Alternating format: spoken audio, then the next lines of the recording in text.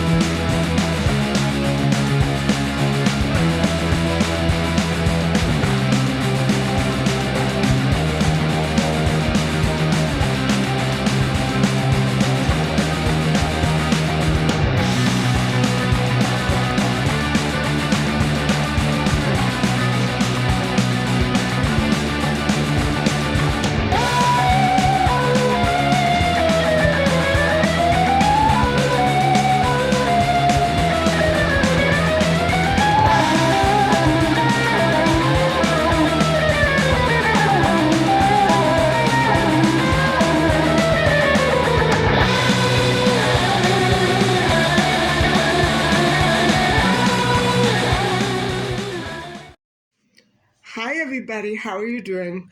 I'm, I've had a nice nap and I had my soup. By the way, it was delicious, but I couldn't finish it. So the rest of it is probably for tomorrow's lunch and dinner. And I thought what I would do today, since my eye is really bothering me, and I will explain a little bit more about that later. But since I decided to buy the vegetables that were packed with vitamins and bring them home, I decided today to try to focus on making a nice winter soup. And I wanted to go over the ingredients because basically, my aim with this soup was to help my eye and also to get all the other nutrients that I possibly could for my body. I noticed that I'm missing in certain vitamins like vitamin E, and I'll talk more about it as we go on, but missing very important ingredients from my eye, the vitamins that would help my eye. And so I thought I would just go over some of the vegetables and let you know exactly what it is in them that is going to help me with my vision and other things as well. So here we go. So I'm not going to go over every ingredient that I put in my soup tonight, but I will go over some of the better choices that I made. And I'm going to be mentioning broccoli, cauliflower, spinach, brown rice, and red pepper, sweet red pepper. Now, cauliflower is packed with vitamin C, vitaminK, pantothenicacid, vitamin B6 or folate, choline, fiber, omega-3 fatty acids, manganese, phosphorus, and biotin. And so I know that I have mentioned quite a few of these on previous episodes, and we also went over a lot of them just yesterday. For instance, vitamin B6 and vitamin K and folate or phosphorus. Anyway,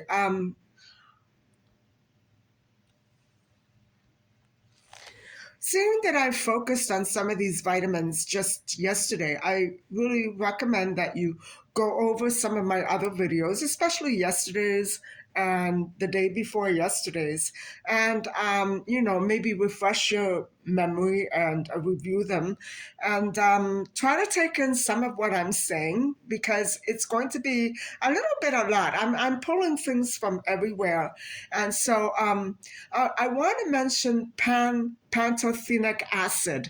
It's a B complex vitamin that is found in rice, bran, and other foods such as cauliflower. And it is very essential for the oxidation of fats and carbohydrates. So it's pretty essential, especially for the digestive process. Biotin is a supplement of vitamin B7, and which is it's a vitamin that is used to treat nutritional deficiencies. It is one form of vitamin B that provides other essential nutrients. Now, vitamin B7 breaks down carbohydrates, fats, and other substances. So it's pretty important. Manganese. That's a mineral that is very necessary for the nervous system, its function, and for healthy immunity. A body can store manganese in its organs and bones. However, you do need a certain amount of manganese from your diet. Okay, now let's move on to broccoli. Broccoli is cruciferous and related to cabbage, kale, cauliflower, and Brussels sprouts. It's packed with fiber, vitamin C, vitamin K, iron, folate, or B6. Folate and B6 are more or less the same thing, and they're usually found with riboflavin. Manganese, potassium, carotenoids, lutein, zeaxanthin, oh boy, zeaxanthin, and beta-carotene, which convert to vitamin A, and they all contribute to better eye health. Now, guys, I need broccoli. I need broccoli, and I'll explain more about that in a bit. Broccoli has two antioxidants: camphorol, an antioxidant that protects against heart disease, cancer, inflammation, and allergies, and quercetin, which I've mentioned before in another video, which lowers blood cholesterol, and no, not blood cholesterol, but blood pressure. Bioactive compounds in broccoli help cancer prevention, lower cholesterol, so I was right, and assist in eye health. So, guys, I really need that. What are the negative side effects of eating broccoli that hasn't been cooked thoroughly? It's not food poisoning or anything like that, but it can do things to your insides. So some of the side effects include thyroid problems and blood thinning. So moving on to brown rice. Brown rice is packed with vitamins and minerals, and it is a very nutritious and highly fibrous food. The brown layers stripped from white rice are retained in brown rice, and so it contains very valuable phytochemicals like essential amino acids, fiber, minerals, flavonoids, and more. So among these minerals are B vitamins, fiber, essential amino acids, minerals, antioxidant compounds. So that's a tall order, guys. Brown rice is really it. Brown rice contains phytic acid, which I've explained about before. And so I encourage you to do some research if you can't recall what I said. And trust me, sometimes I have problems with that too. I can't recall everything that I say. And so I'm keeping notes though, and I have all the videos.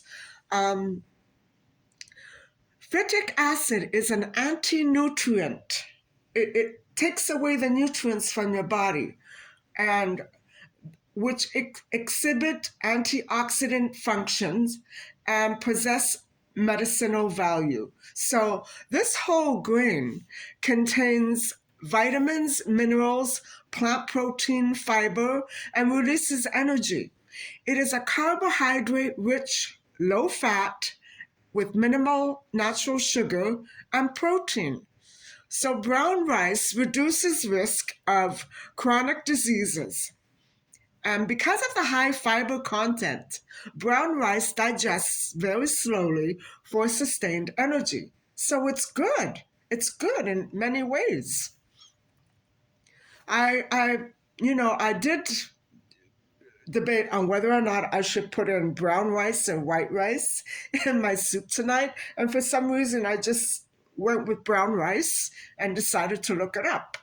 Fat. Brown rice has healthy mono and polyunsaturated fats, which usually come from plants and fatty fishes.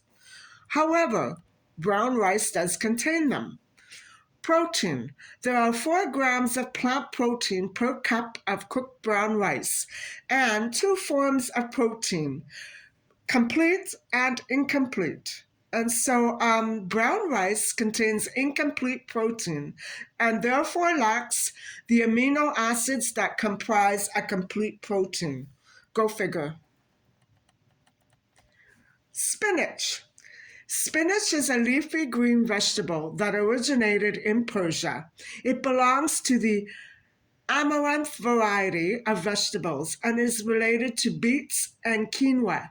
It's loaded with nutrients and antioxidants. Eating spinach benefits eye health, reduces oxidative stress, prevents cancer, and reduces blood pressure. Wow. Besides carbs, spinach contains fiber and protein, vitamin A, carotenoids, which convert to vitamin A. So that's why it contains vitamin A. And vitamin C. Vitamin C is an antioxidant that promotes skin health and immunity. Vitamin K1, essential for blood clotting. Folic acid or folate or vitamin B6 or B9 is a vital compound for pregnant women, and it is very essential for normal cell function and tissue growth. Calcium is essential for the hemoglobin to bring oxygen to the body tissues through the blood. And so, calcium, which is essential for bone health and the nervous system, heart, muscles. So, spinach contains all of these plus other vitamins and minerals: potassium, magnesium, vitamins B6, B9, and vitamin E. Wow. So spinach, guys, I've been in love with spinach since I was a little girl and used to watch Popeye. I really actually thought that I would or might turn into olive oil if I ate all that spinach. I remember thinking that every time I watched the cartoons. And my father had a movie theater next door, which he ran. And I remember always going to the movies on Saturdays with my cousins, and we would watch cartoons. And I used to tell them, I want to be Popeye. I want to be olive oil. I'm going to eat all my spinach. Anyway, moving on to sweet red peppers. Now, sweet red peppers are very nutrient, and they're an excellent source of vitamins A and C.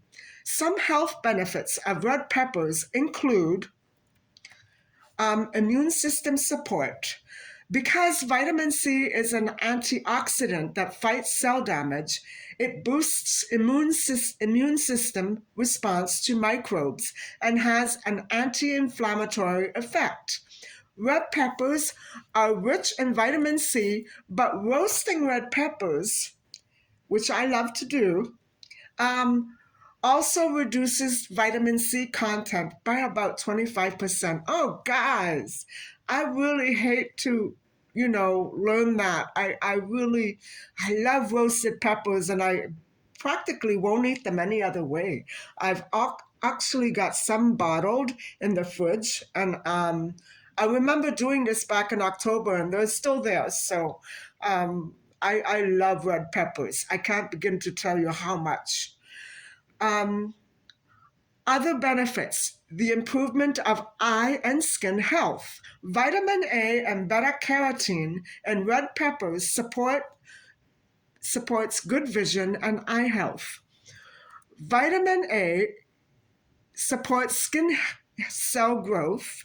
Oh, so that would be very important in biological experiments. It heals wounds and boosts white cell growth. Nutrition. Red peppers contain vitamins, minerals, and antioxidant compounds. Red bell peppers is the only variety that contains no capsaicin, oh boy, a spicy compound. They're not spicy. I'm sorry, I'm having a problem with all those S's and C's. I've never been good at that. Red peppers contain calcium, vitamin A, vitamin C, vitamin E, iron, potassium, magnesium, beta-carotene, vitamin B6, folate, niacin, riboflavin, and vitamin K. Those are the three that usually go together. And so, wow, I made a good choice in picking the red peppers. Now, guys, these are the red peppers that I purchased back in October. Um, Pretty much back in October at the local farmers market, and I bought a bushel. And so these are still the last of the few, and I have a big bin full in the freezer. So you can tell I really love red peppers, and they go so well with rice, don't they? Okay, some of the negative effects of eating red peppers, and I know my mom had this. Some stomachs, especially the elderly, cannot properly break down and digest a tough peel. And so that is why when you roast them, it gets rid of one problem. You can peel them and digest them easier, but then it reduces the vitamin level by about 25%. So you have to pick and choose. Which one do you want? you know? And unfortunately, every positive seems to sometime down the road come with a negative, but still they're delicious, they're nutritious, and all these vegetables that I mentioned and put in my soup tonight are unbelievably good for the body. And please, if you haven't seen it already, have a look at last night's video on vitamin K and vitamin E, because those are two very essential vitamins for the body as well. So that's it. That's my soup. That's my winter blizzard soup in a nutshell. And I think I'm going to cut it short because my eye, it's improved somewhat, but it really has taken a toll today. If you can imagine somebody lighting a match and holding it right at your eye, that's exactly what my eye feels like right now. And so hold on, and I'll explain a bit more about it in a minute. So, about my eye, I should call it an eye sunburn. And I actually know a lot about it because I had spent a good deal amount of time in the tropics, and I remember getting this pain whenever I had a sunburn, which wasn't that often, but every once in so often, I would get a sunburn. Usually when it was overcast or on a very windy day, when you didn't feel the sun. And so overexposure to ultraviolet UV light from the sun's rays, even when you're driving, guys, can lead to corneal sunburn. Now, this condition is known as photokeratitis. And you know what, guys? All the provinces in my country recognize this as a valid and very humane concern for people who have this very valid health condition. And other conditions that trigger it are also eyelid surgery, which I had approximately 2 decades ago. Um, my surgeon talked me into it, and I was quite pleased with the results, but it leaves your eyes quite sensitive to light. And he warned me, don't sit in the sunlight, don't sit in the sun, don't do this, don't do that. It can be very damaging to your. It doesn't make you go blind, it doesn't affect your vision. It just is painful, very, very, very painful, and very, very sensitive to the light. And so trying to drive on a highway on a sunny day for me is dangerous because I I used to have darkened windows, and now I see no other alternative but to go back to them because for the longest time I stopped experiencing that, and all those symptoms went away.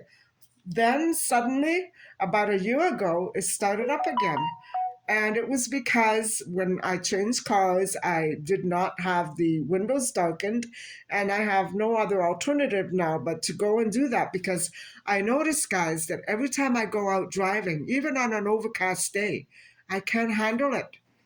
It's so bad. It literally feels like somebody's holding a match to your eye and it's burning. You know what I mean?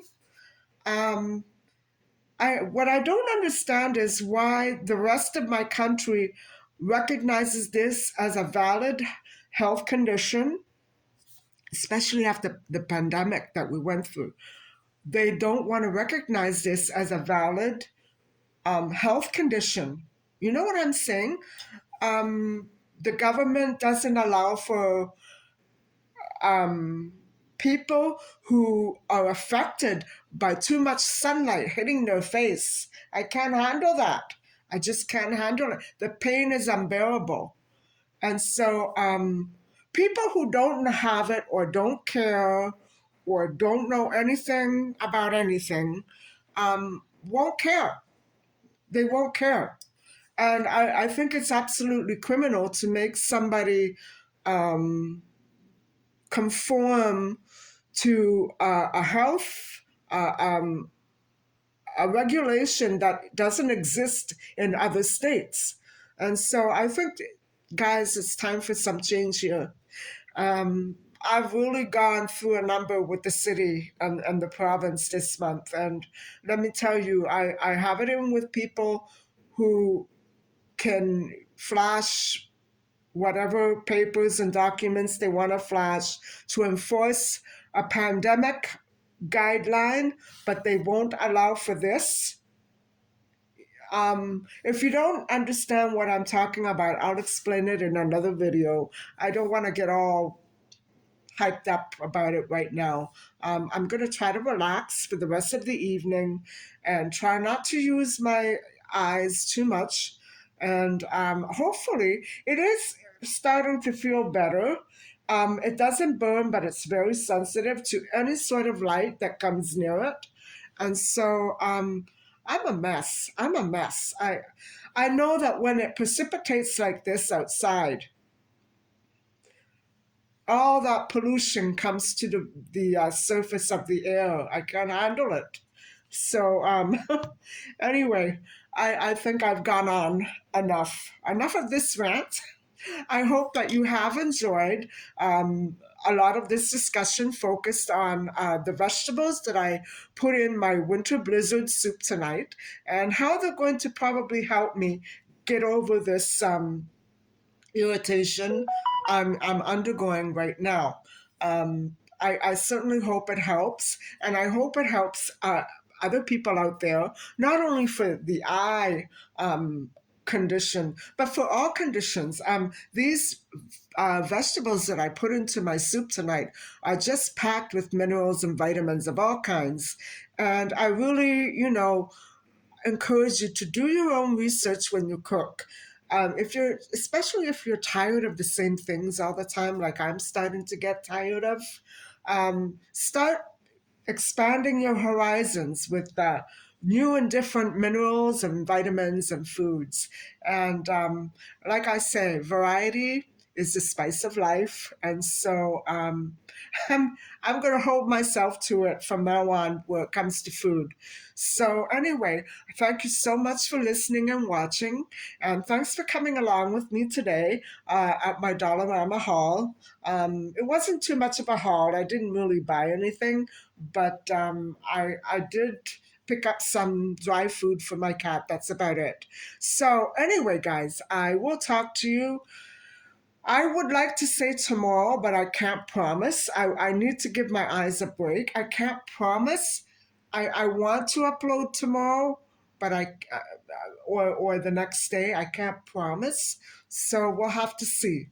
Anyway, guys, I hope everybody out there is having a wonderful day. So take care, have a great night, and I'll talk to you very soon. Bye bye.